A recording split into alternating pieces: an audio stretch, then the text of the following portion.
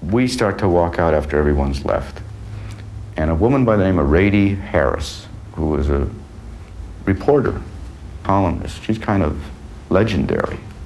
I don't know if she still works, but she had a cane. She had trouble walking. And that's why she was only halfway down the stairs when we came down, because she walked slow. Everyone else had left the theater. And we start to walk down, and she recognizes me, and she just looks up at me. And this all sounds like a movie, but this is the truth.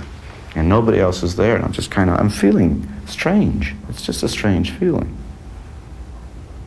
And she looks at me and she says, "You're the young man that played that part." She points a finger. I remember she's got the cane. She's a little itty bitty woman, about 4'10" or something. I've seen her years later. I said, "Yeah." She says, "It'll never be the same for you. Life is never going to be the same for you." Just like someone, She says, "It'll never be the same for you. From this moment on, your life is changed forever."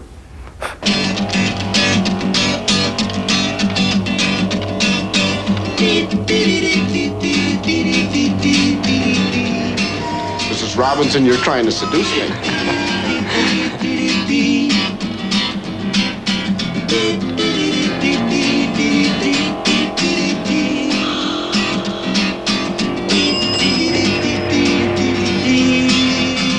And here's to you, Mrs. Robinson. Jesus loves you more than you will know.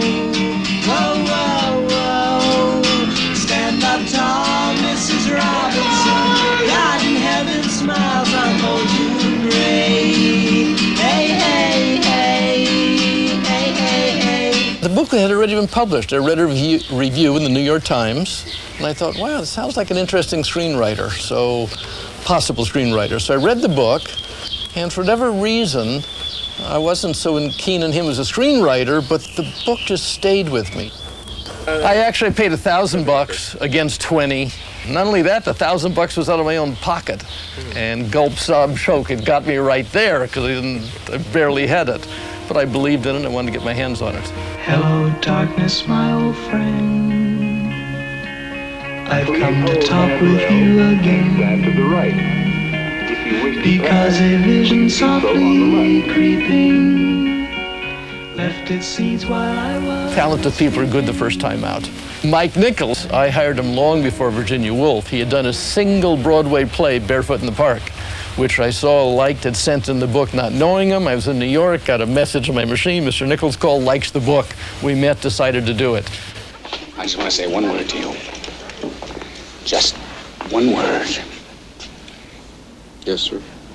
Are you listening? Yes, I am. Plastics. Mike Nichols asked me if I wanted to write a script. That's simple. Gave me a book called The Graduate, and I said yes. Can I help you, sir? What? Oh, no. I'm just... Are you here for an affair, sir? I think we made 6 tests, all with actors we admired, almost all of them with actors that we knew much better than Dustin. Actually, I think maybe I was the only person who'd seen Dustin perform on stage. And it was clear from the test that Dustin was really interesting. Our dilemma was that we had conceived of that character, and in fact of all the major characters, as being prototypical Southern California big, blonde people. Our fantasy casting, when we were talking about it, when it was being written, was, Bob Redford and Candy Bergen, and for Mom and Dad, Ronald Reagan and Doris Day. All blonde, all healthy, all surfboards is what we called them. We wanted a family of surfboards. So here comes Dustin, clearly not a surfboard. So we immediately rationalized it. He's a genetic throwback. Doris Day and Ronald Reagan have had this mutt.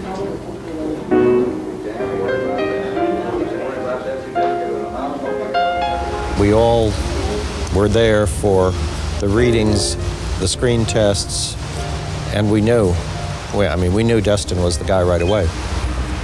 But I saw him in a play called Harry, Noon and Night, a Ronald Ribman play at the American Place Theater. This must have been around 1963 or 4. In the book, Charles Webb says that the character is, his name is Benjamin Braddock. Right away, I'm in trouble. He's like 6 feet tall or something. He's blonde-haired, blue-eyed. Says it right in the book.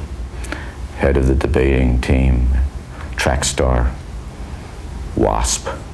And I just felt it was, I says, it can't be that desperate. And I had heard that they had tested everybody. This was like, and I still believe today that Catherine Ross and I, it was like the bottom of the barrel. Say hello to Mrs. Robinson, Benjamin. Hello, Mrs. Robinson. Hello, Benjamin. I had seen her on Broadway and early television work, but on Broadway she did Two for the Seesaw, the role of Githel, which couldn't have been funnier or sexier. What was your major subject at college?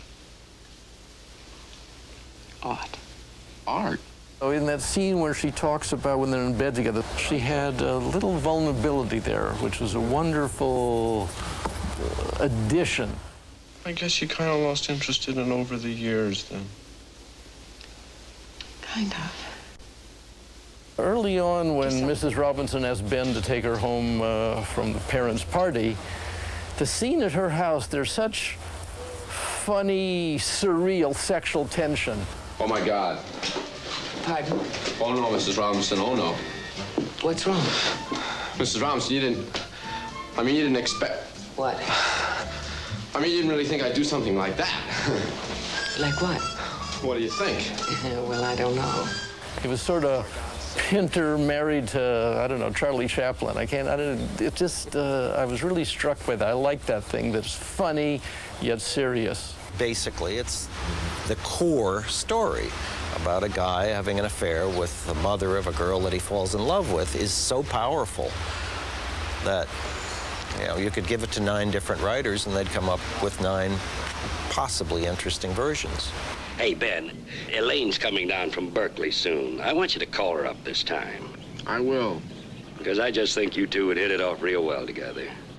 Hello. Hello. Catherine, who was as strikingly beautiful as any girl who was in the business, and probably still is, that was no problem at all. Catherine was like the dream girl from across the street for anywhere in America. She really was gorgeous. She still is, but she was just, I remember the hair, and she had no makeup on, and she was this wisp of a, it's like, I couldn't look at her in the eye.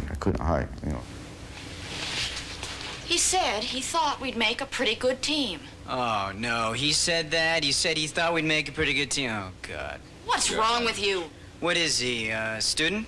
A medical student. What year? Last. Well, where did he propose to you? In his apartment. You went to his apartment with him? Yes. But you didn't, No,